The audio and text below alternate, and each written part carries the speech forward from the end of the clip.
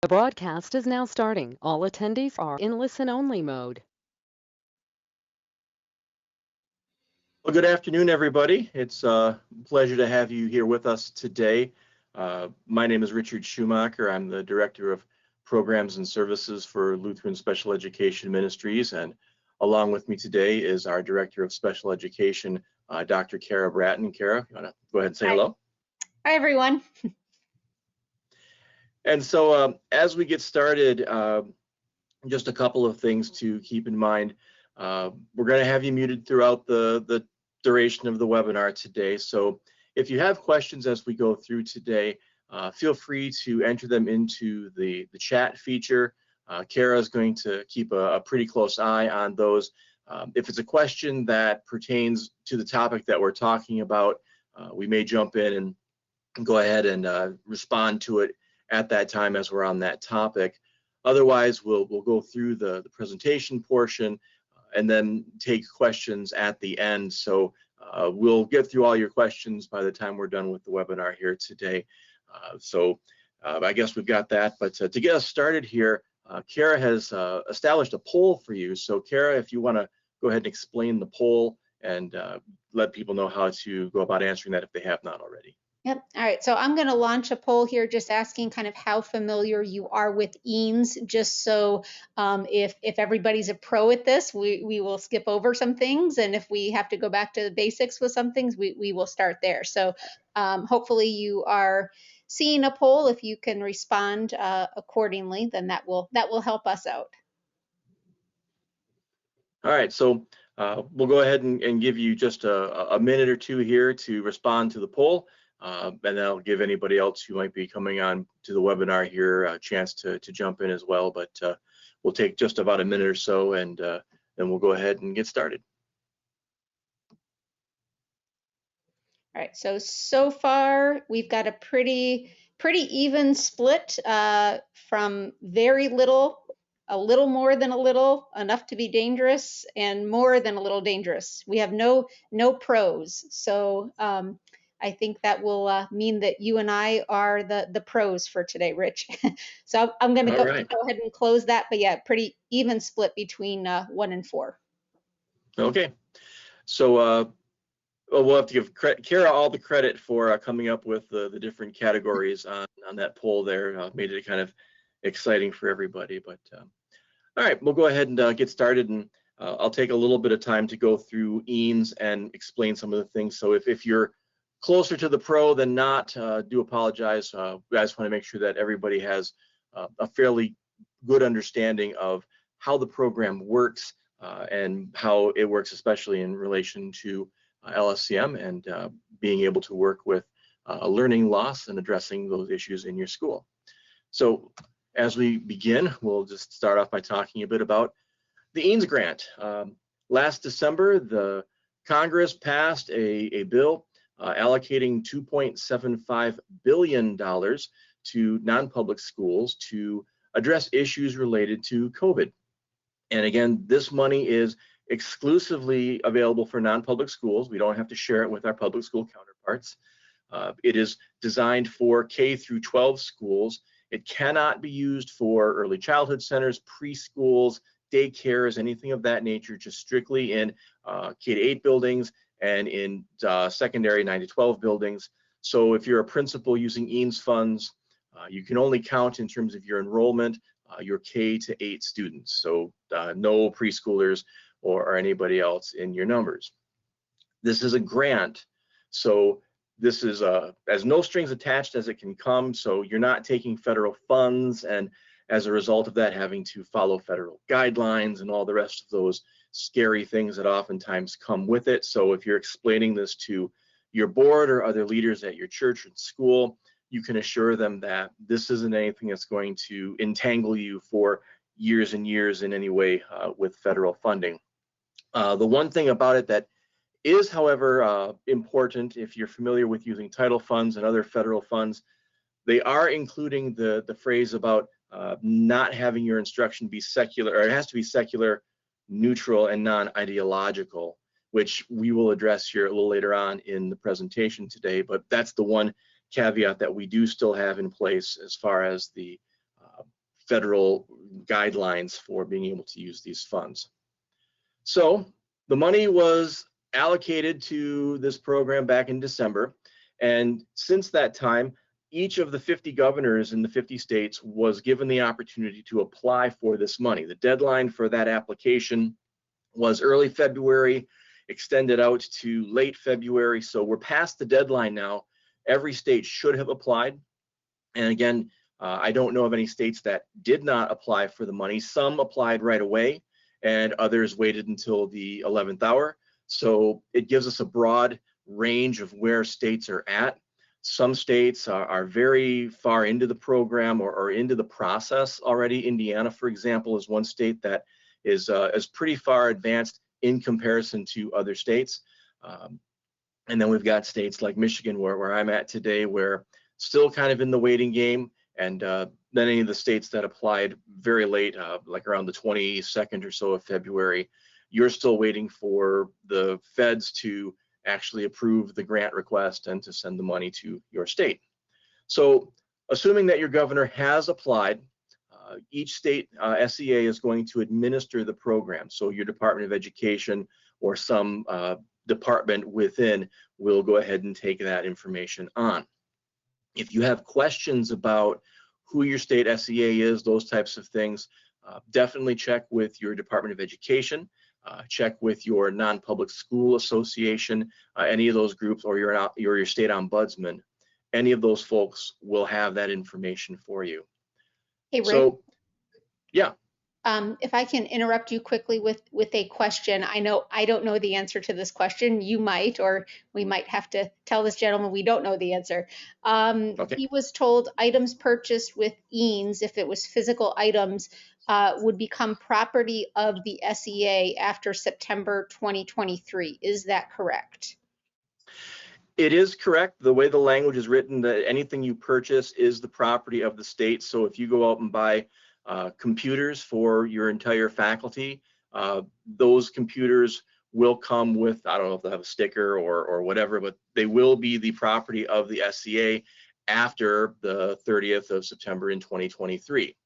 Now, what the ombudsman here in Michigan and what MANS is telling us here in Michigan is, don't worry about that, because the intent is not for the state to come and collect all of these items back from all of the non-public schools in 3 years. If you think about it, if you buy a computer today, 3 years from now, if somebody wants to take it, you'll probably be thankful, because you're going to need a new computer by that time anyway. So the way it's been described to me amongst the leaders who have been discussing it is, that's something that we shouldn't worry about. There's really no idea that anyone's going to come repossess any of the products that we're purchasing between now and then. All right, so getting back to the grant then, if schools do apply for this, there are 12 specific uses for that relief. And again, you can look those up, just do a simple search, or if you get information from your state. But anything that's designed to provide COVID relief or to assist with that. So it could be the purchase of PPE. It could be, as I had mentioned, buying new computer technology to help do remote learning, anything that applies to specifically working with students because you've had to make this change due to COVID. You can't go out and get a brand new air conditioning system, but you can go out and buy air purifiers for your classroom. So there's some variation in terms of what's allowed and what's not allowed. Again, check with your SEA, your non-public school administration group, or your ombudsman to get specifics. Here in Michigan, Fred Williams, our interim ombudsman, has been a fantastic resource in answering questions about those types of specific things. So again, in your own state, check that out. They're wanting to help you. They're wanting to make sure you get the money and can use it as effectively as possible. Schools who have applied for the second round of PPP loans are unable to participate in EANS. So if you participated in that first round back in the spring of 2020, that doesn't apply here. If you went after the second round here in the late fall, early winter, you can't have both that and the EANS. Now, In many cases, schools didn't go back for that second one because they couldn't demonstrate the 25% loss of revenue. If you did apply for the PPP loan in the late fall, early winter, and now you're looking at EANS and you're thinking EANS may be a better way to go, as long as you don't accept the PPP money. If you've applied for it but you have not accepted it, you can still look at EANS and then just simply decline the PPP, cancel that out, and then you can move forward with EANS. So again, one of those things to just weigh out for your own ministry to see what makes the most sense for you. I already mentioned about preschool, and then that last piece, if you're looking to do something like a summer program or like we're going to be talking about today, some sort of a academic support resource, that sort of a thing, you cannot use it for salaries of your own staff. You have to go through a third-party provider. So if you already have a person on staff who does resource work for you or academic support for you, and you're thinking, we'll just increase her salary and that will be great, we'll use EANS funds to pay for it, the law does not allow you to do that. You have to go through a third-party provider like Lutheran Special Education Ministries. Now, LSEM is allowed to hire your person, and then you can use that person in that capacity, but it has to be funneled through the third party for it to be able to work with EANS funds. Now, this first bullet here, I can't stress enough, every state will manage EANS money differently. And we've already seen so many differences when it comes to that just in these early phases as we're getting information. There's going to be different allocations for each school in each state. There's going to be different ways of dispersing it. The applications will look different. Everything's going to be different in each of the 50 states. I bring that to your attention to be able to say, we're going to give you the best information that we can today based on a general sense, but there's still going to be a lot of things that we're going to have. You have to really look carefully and listen carefully to the information that's being shared with you about this. So keep that in mind. There's going to be different interpretations on different things, and we'll talk a little bit more about that here again in just a few moments. So fast forward, the funds have now arrived in your state capital, and your state now has them to distribute. Once the funds are in the capital's hands, the state has 30 days to provide schools with an application. Now, that might just be an email saying, click on this link. That might be just a website you have to go to, but be looking for that information when that application process opens. And in some states, the application process has already opened. When you apply, what you're going to be doing is establishing the school's eligibility and then determining the amount that you're going to be able to get based on the different criteria that they're establishing for it. Eligibility, bottom line, it's things like you were a non-public school and you were in existence prior to March of 2020 when the pandemic struck and schools closed and all of those different things happened. So not a really stringent thing. So unless you're a brand new startup as a school, you're going to be good in terms of that. As far as the amount you're able to get, it is based on enrollment. So they're going to start by, again, your enrollment in your school based on K through 8. And then there'll also be an additional stipend or additional amount added based on the number of low income students that your school has. And again, you'll use free and reduced lunch or any of the other metrics that the state will typically require to be able to determine who your low income population is. Each state will then take those numbers and put it into a formula based on what they're allocating for each of those things. Again, every state's different in what the amounts are going to be. Here in Michigan, they're projecting that principals, as they plan, should be looking at about $500 or $600 per pupil, with the additional funds coming from low income students. Indiana, Kara, what were the numbers for Indiana? Sorry, I had to unmute myself. I believe $850 per student, with an additional $750 for low income. So quite a bit more than you guys up north. Yeah.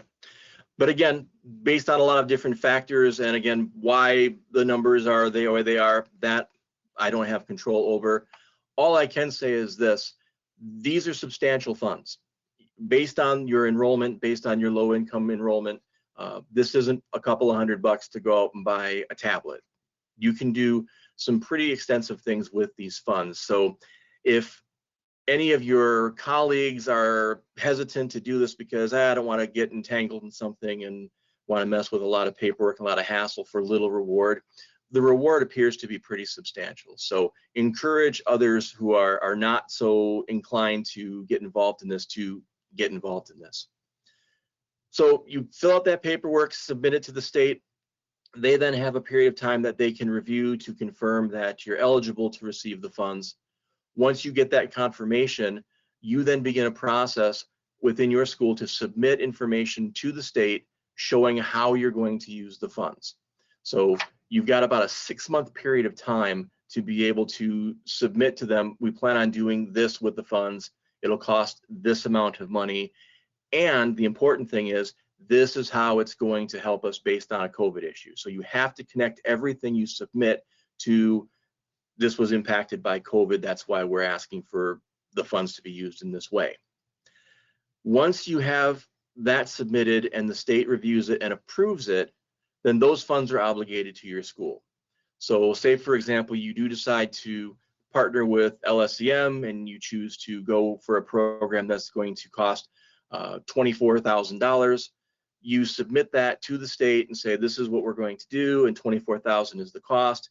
Once approved, then that $24,000 is obligated to your school. It's yours to use by September 30th of 2023. No one else can take it. No one else can use it in any other way, nor can you use it in any way besides what you said you were going to use it for. It's obligated to you for that purpose.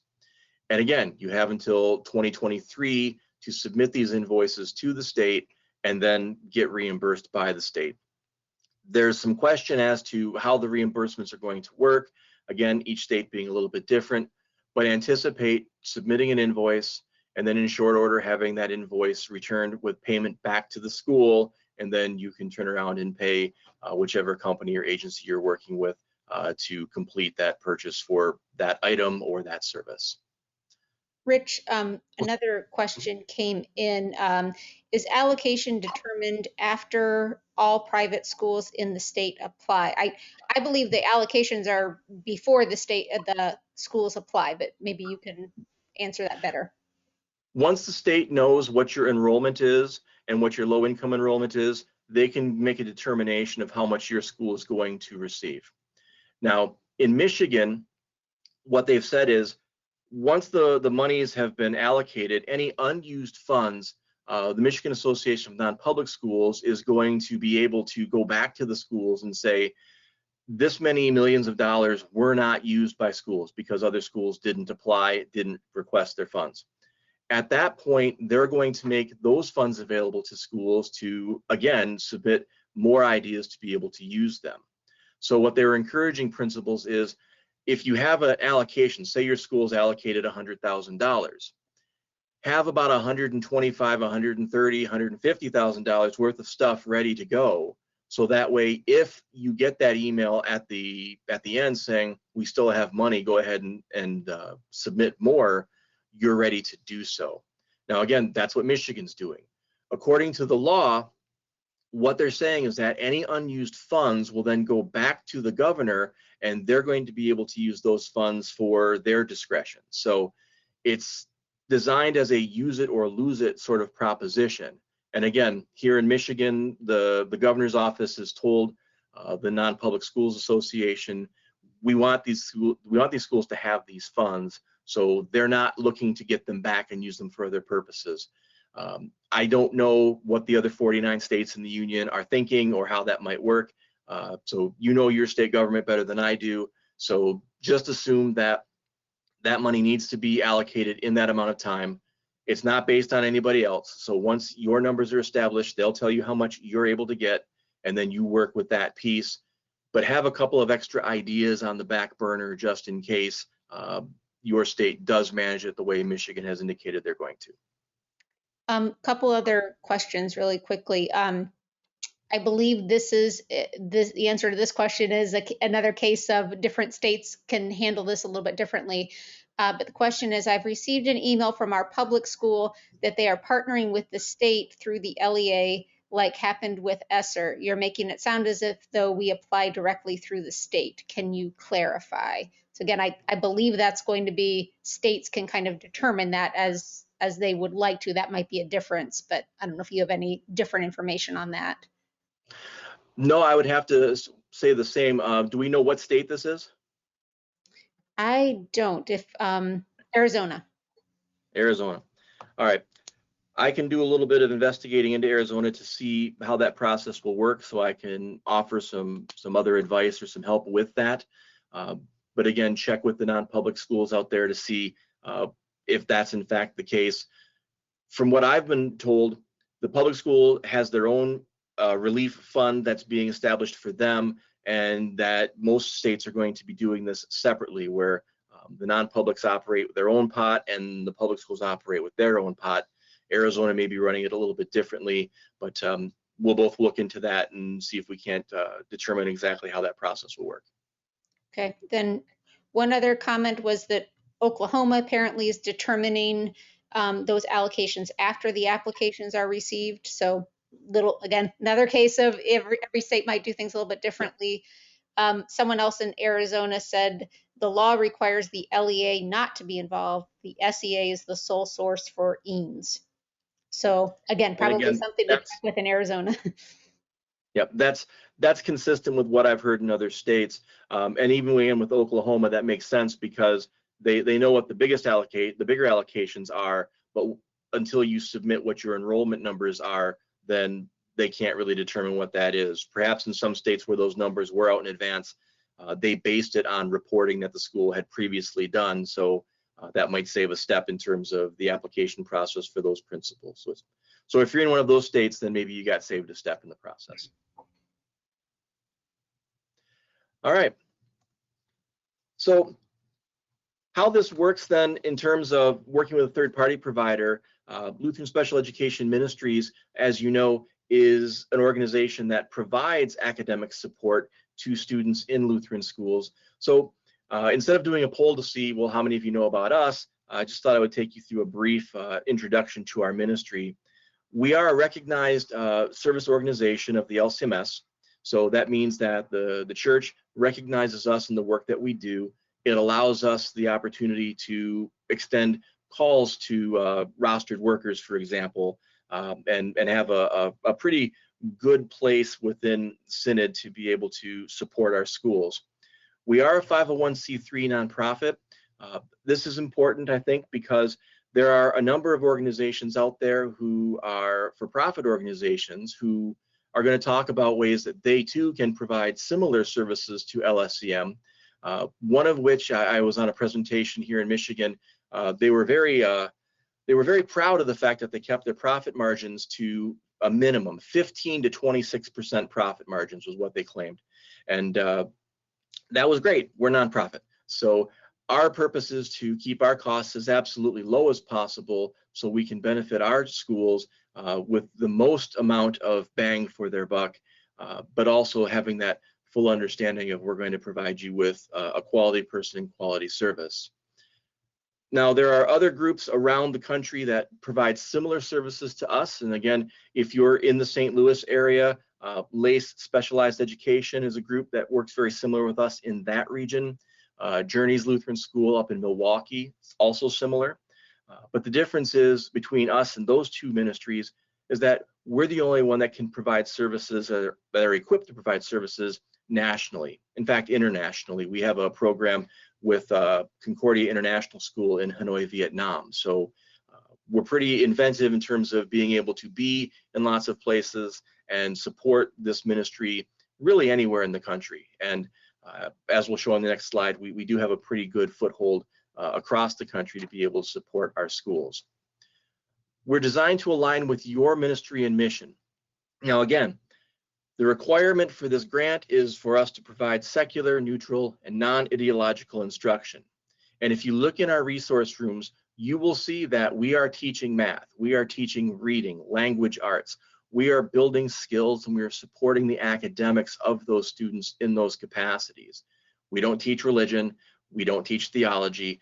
We're not doing anything in that regard that's going to violate what the requirements are for this grant in this case. And we have several partnerships that include some Title I, where we're able to demonstrate that to their satisfaction to be able to have those services provided through our teachers. That said, we're a group of people who understand Lutheran education. Our president and CEO, Stacy Heft, Lutheran trained teacher, preschool director, and principal. I myself, principal, worked at Concordia Ann Arbor for a few years, have been a teacher for many years. So again, I understand Lutheran education. Kara Bratton as well, Valpo grad, but we still love her. And she has also served in Lutheran schools.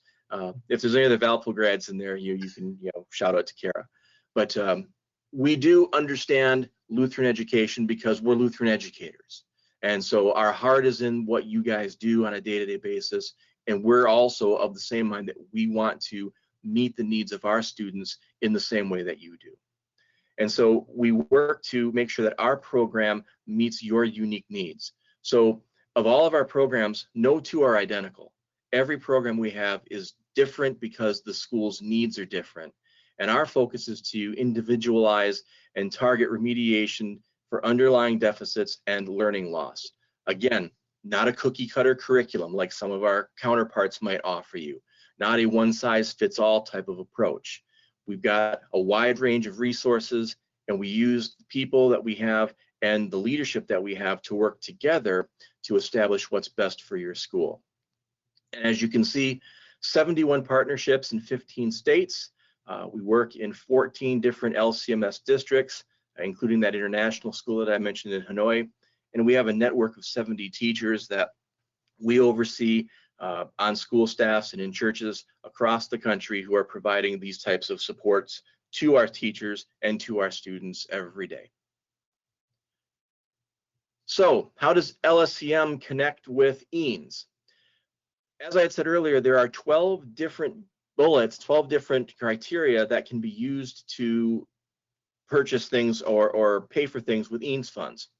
The very last bullet is the one that we're looking at here: initiating and maintaining education and support services or assistance for remote hybrid learning or to address learning loss. Now again, here's one of those cases where every state's a little different. If you look at the first part, initiating and maintaining education and support services, one might argue that if you currently have an LSEM program, you would be able to use EANS funds to be able to maintain that program. And again, the way it reads, that would be a logical assumption. I checked with the ombudsman here in Michigan, and he assured me that in Michigan, maintaining a program is not going to be allowed under EANS funding, only if you add to that existing program or begin a new program. And again, he explained his rationale for that, more or less saying that if you just maintain the program, all it's doing is adding to your budget. And again, just a simple budget addition is not acceptable. Other states where we've talked to their leadership have interpreted that to say, yes, we do think that that's allowable. So again, depending on which of the 50 states you're in and how that leadership group is interpreting it, you may be able to continue to pay for an existing program, but you can definitely start a new program or add to a program based on that initial clause. And then there's the last piece, to address learning loss. That's something that, again, universal, we are able to provide to our schools to be able to assist them, not only with students who have a diagnosed learning need, but really any student who we have identified is now struggling as a result of COVID, as a result of remote learning, all of those different things. And so to address that, I'm going to take a break here from speaking and give you a chance to listen to Dr. Bratton as she tells you a little bit about how LSEM and our programs address learning loss in our schools. Perfect. And as Rich mentioned, I'm in Indiana, and I spoke with our ombudsman earlier this week, and in Indiana, they said that would be okay to maintain an existing program.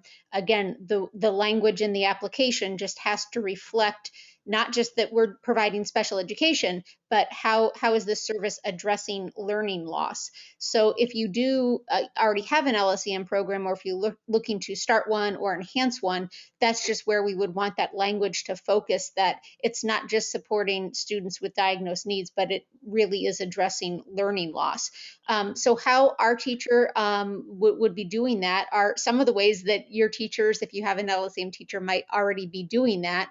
But looking at observing what's happening at the school, observing specific students, talking with teachers, and looking at is there a type of RTI model already in place? Are there already systems and supports in place that are, involve screening? Does the school already have a universal screener? Does our teacher need to add to that with something like Acadience, which is formerly Dibbles, other tools that we provide our teachers to do that screening, and we will provide the training for them to do that screening. So that could be in addition to what your school is already doing, or if your school does not have that kind of universal system in place to kind of support RTI and the different tiers of intervention, we can help you put that into place to either add to or supplant kind of what you're already doing.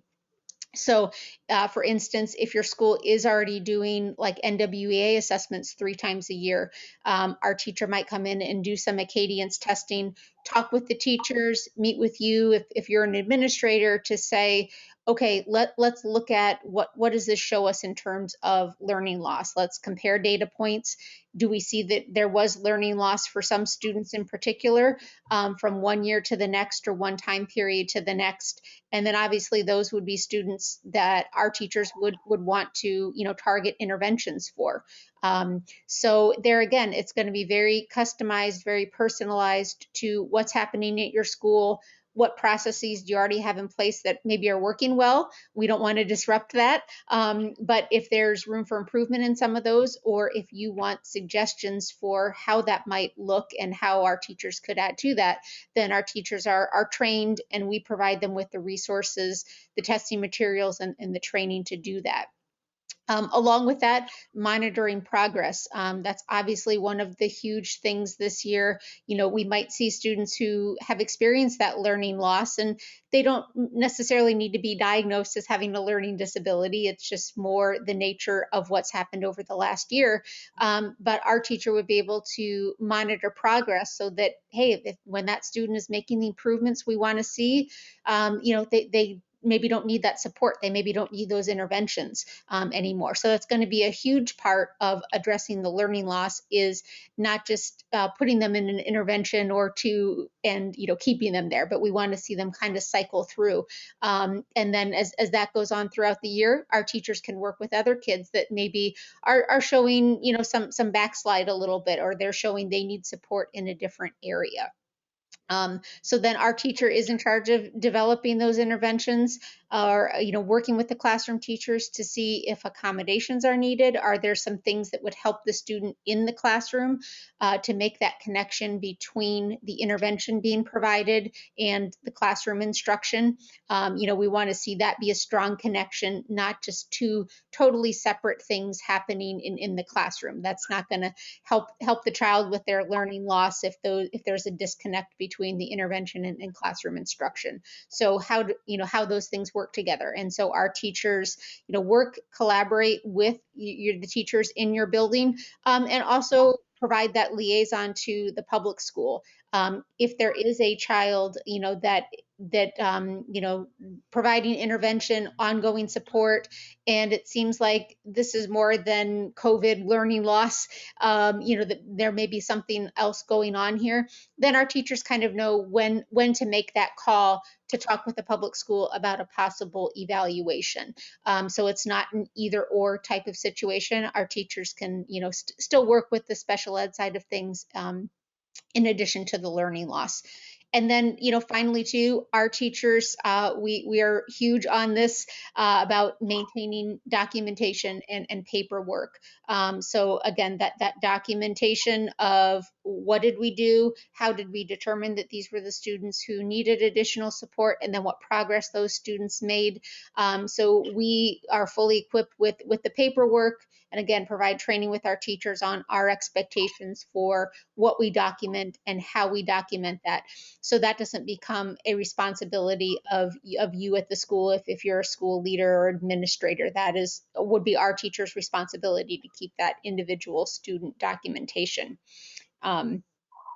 And someone asked if we have an LSEM teacher, or I'm sorry, if we have a teacher on our staff and want to pursue moving to LSEM and retaining that teacher, does that teacher need to be rostered? No, that teacher does not need to be rostered. If the teacher is rostered, we can work with that, like Rich said, with a call.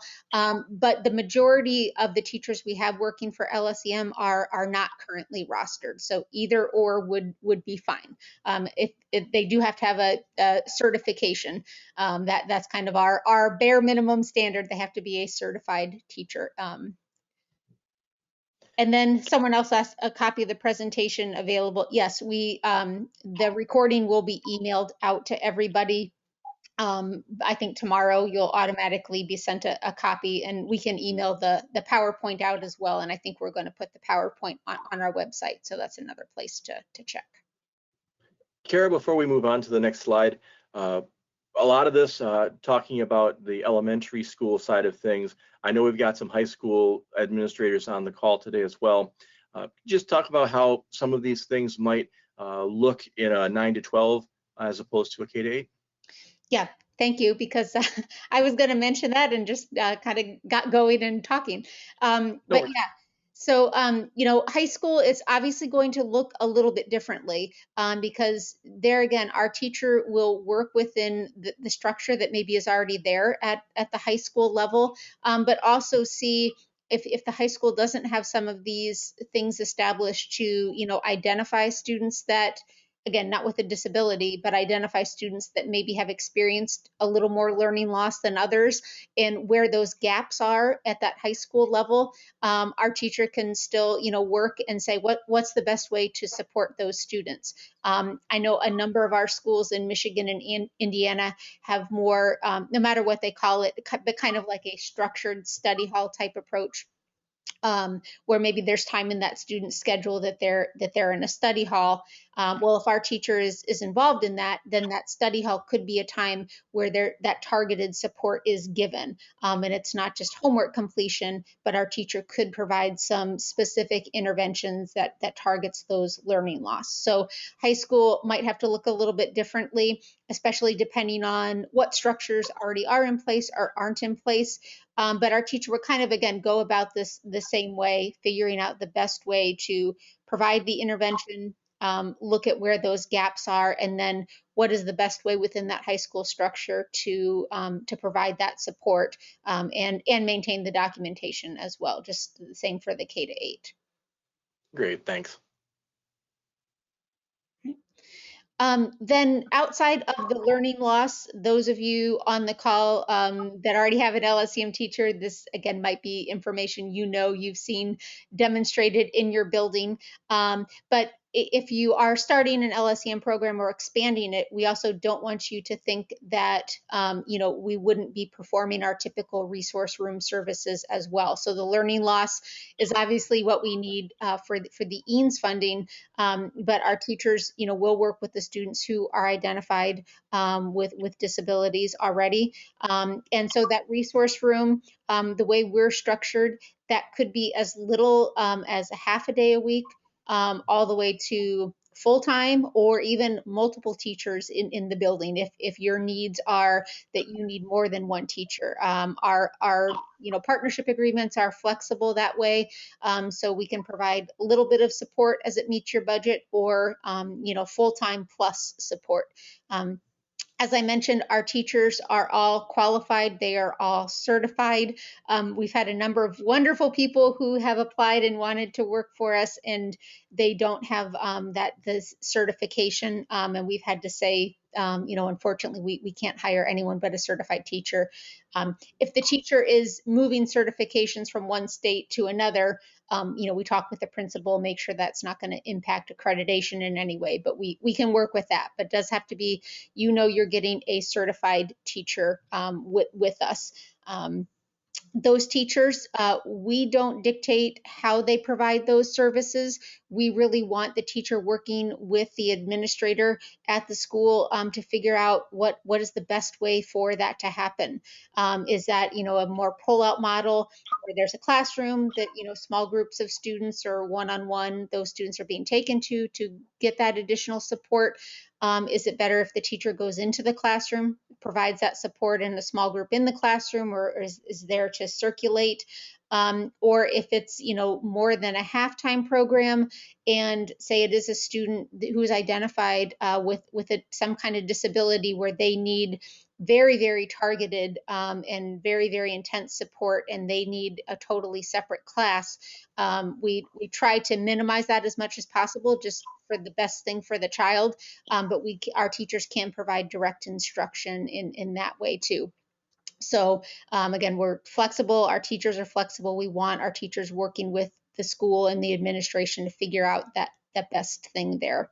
And as we mentioned, we can work with any student, whether it does not have to be a student who's already diagnosed, especially with the EANS funding. We want to, target the learning loss as well. And then our teachers are part of our network of LSEM teachers across the country. So as Rich said, we're currently in 15 states.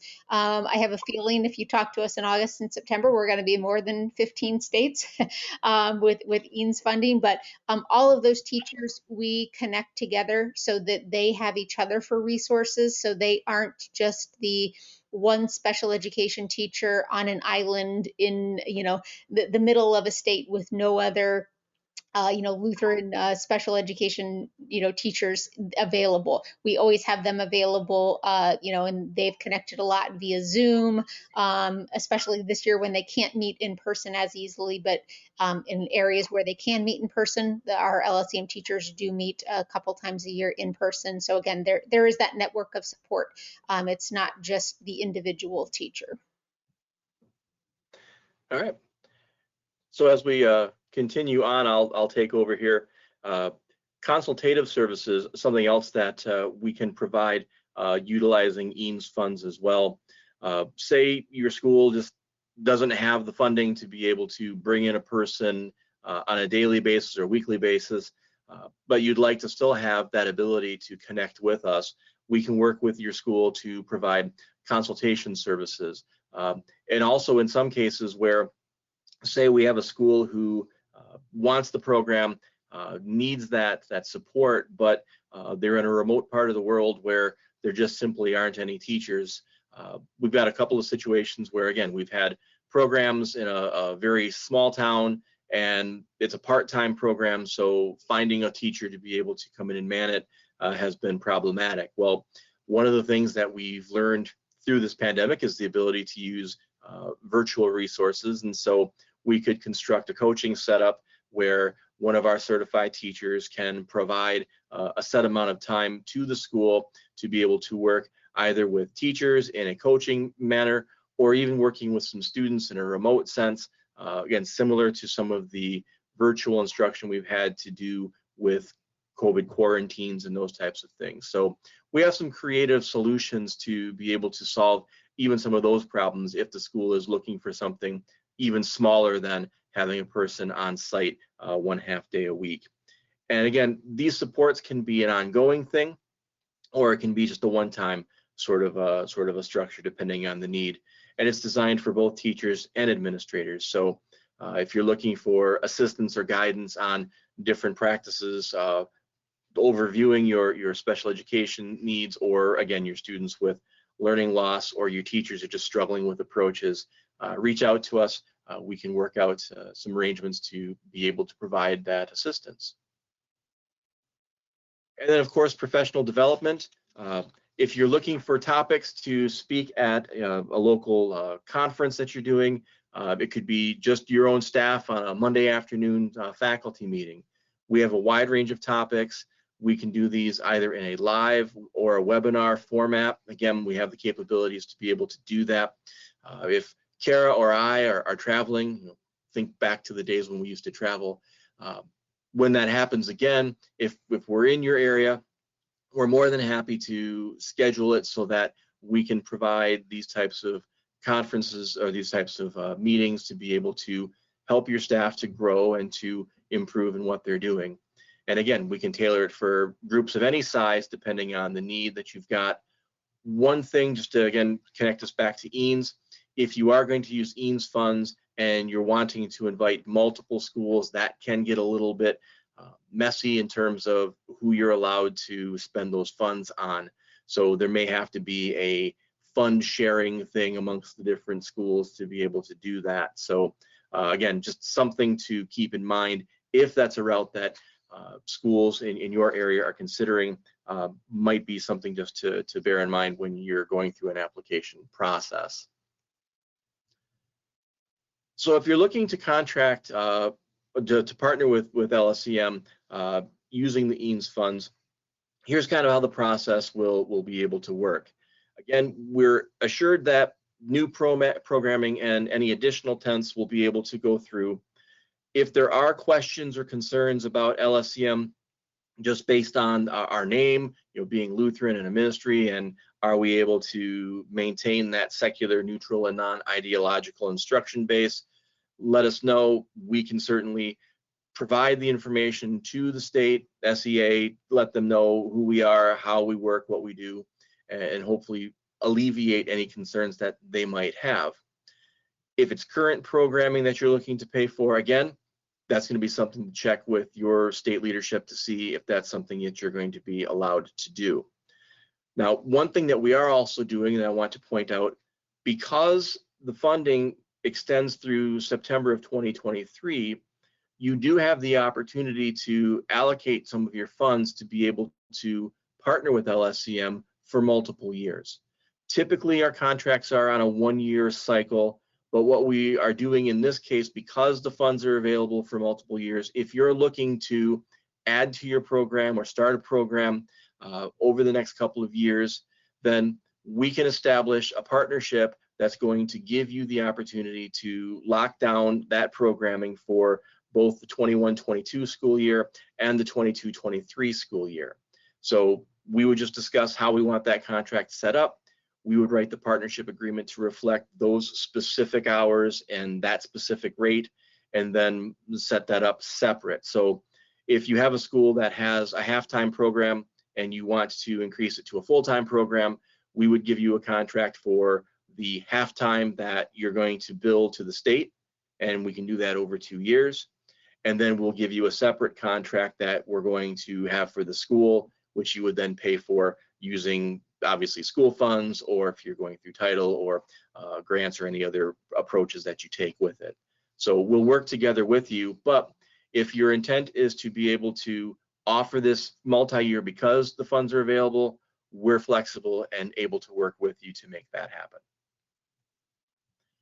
So as we conclude here, just want to go over a couple of reasons why LSCM is a good choice for your school if this is something you're looking to bring on and you're looking to address learning loss amongst your students. We hire and vet qualified teachers. Again, our base of knowing what a Lutheran school is looking for helps us to be able to find teachers that we think are going to be a good fit. If we're doing the hiring, we also give all of our principals the opportunity to meet the hire before we offer the contract to give you a chance to make sure they're going to be a good fit in your school as well. You know your culture better than we do, so we want to make sure that that teacher coming in is going to be able to fit onto your faculty in addition to ours. We don't want to simply say to you, this is who your teacher is, and not give you that opportunity. But we'll make sure that, again, they've got the certification, that they've got the qualifications, and that we can work with them, that they can do the job that we're looking for them to do in your school. The teacher is employed by us, so we take care of all of the HR side of things. So we handle the salary, we handle the benefits, we handle retirement, disability, all of those different aspects. So it saves your HR people that extra time and that extra hassle. LSCM provides the teacher with all the resources and materials that they need to be able to be successful in your building. And again, it's not the one size fits all sort of approach. So depending on what the teacher is requesting, depending on what the school has used previously that has worked, depending on what we're seeing in the building and what we would recommend for them to use. Materials are available for the teachers to be able to have.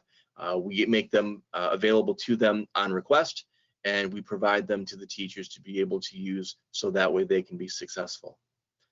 Ongoing professional development is also provided for our teachers. We provide funds each year in our budget for them to attend conferences or to get professional books, things to be able to assist them in their development.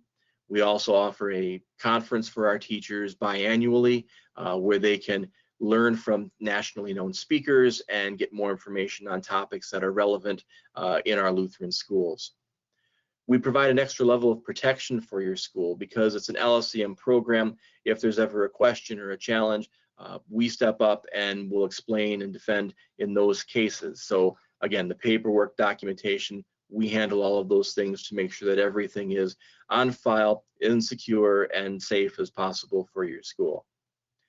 Your teachers are going to be supported by a network of people. Again, Kara as our chief special educator, Kathy Kraus, based here in Michigan, another veteran special educator who has traveled extensively for us to meet with not only our teachers, but to work with your teachers and to observe and assess your students, all to provide assistance to schools to be able to be successful. And that last thing here is probably the thing that we're most proud of. This is our 148th year of commitment to Lutheran schools. We started as the Lutheran School for the Deaf here in Detroit back in 1873.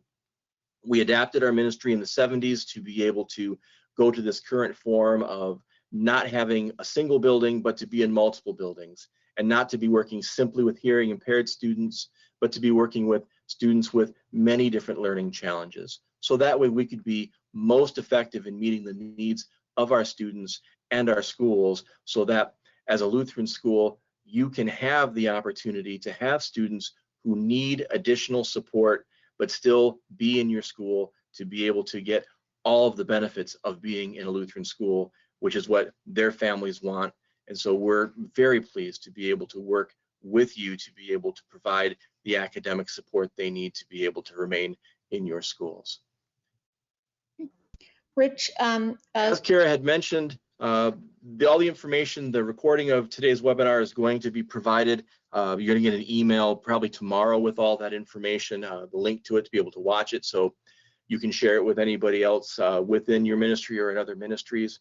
But if you have other questions after we're done, this is our contact information, and feel free to reach out to us, ask your questions. If we can provide solid answers, we'll certainly do so. If we can help direct you to those people who have that information, we absolutely will do so. But we're committed to your success, and we're committed to your ability to support the students in your building. So anything that we can do to be of assistance in that, please don't hesitate to reach out to us. We're more than happy to help. And with that, we have a few minutes left here before we're done today. Are there any other additional questions about EANS, about the funding, about how that process works, about LSEM, and about how we operate and how this can all benefit your schools? Yeah, we have a couple questions in the chat box waiting. One, I think we probably answered a lot with this slide. For those unfamiliar with LSEM services, where would you direct people to go? So our website is a great place, but also if you would like some more detailed information, either in print or in a digital format, send an email to either Rich or myself, and we can send you a more kind of comprehensive booklet that again really outlines a lot of the things we talked about in our presentation, a little more specific than what you might find on our website. So the website's a great place, or shoot either of us an email and we can send you a programs and services booklet that details some of those services. Another question was, can LSEM offer EANS and title services at the same time? This might be a state by state type of thing. I don't believe we have heard anything to the contrary that would prevent us from doing this, at least in Michigan and Indiana that we're aware of.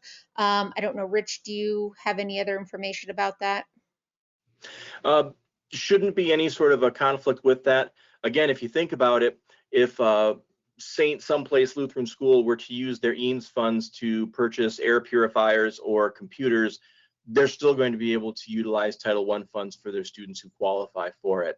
And because there isn't a direct reporting where we have to only work with low-income students or only work with certain students, the EANS funding should not conflict with that. So that's part of the reason why we're setting up the contracts separately, so that way the EANS funds can be separate from what those other fees and charges would be, and then we can still work with title in those other areas. I've heard nothing that says that we can't do both. Yeah, the only thing I would add to that is I know, even between Michigan and Indiana, as we've worked with titles, some districts are a little pickier than others about totally separating students receiving title services, and there better not be another student in that room or in that group that doesn't not qualify for title services. So that's again where we work with the school. We would work with our teacher would work with the district to make sure that if those do need to remain totally separate for funding purposes, our teacher would be sure to do that. But that is a little bit different in every area. There's no other questions right now in the chat box, but if you do have something, go ahead and put it in there, so we have a couple minutes left. Otherwise, again, you will automatically get a recording of the email. I will see if I can attach the PowerPoint to that email as well, so that you have both of those in one spot. That, as Rich said, should be coming to you tomorrow. Yep, and I don't see any other questions right now, so. Okay, well then we'll go ahead and end our webinar here today. Just want to once again thank all of you for taking the time to tune in today or listen in. And again, any questions that you may have on this, any way that we can help you to meet the needs of your students, please give us a call, send us an email. We're more than happy to assist. And however you choose to use your EANS funds, we pray that God will bless you and your school, that you would use them wisely and you would be able to see the maximum benefit from them. Again, just another example of how even in the midst of a chaotic and crazy time, God provides for his church and his schools. And so we're very thankful for him for doing that for us. All right. And with that, we'll close it up here. Blessings on the rest of your day. And again, take care, keep in touch, and we'll hopefully talk with you all very soon. Yep. Thank you, everybody.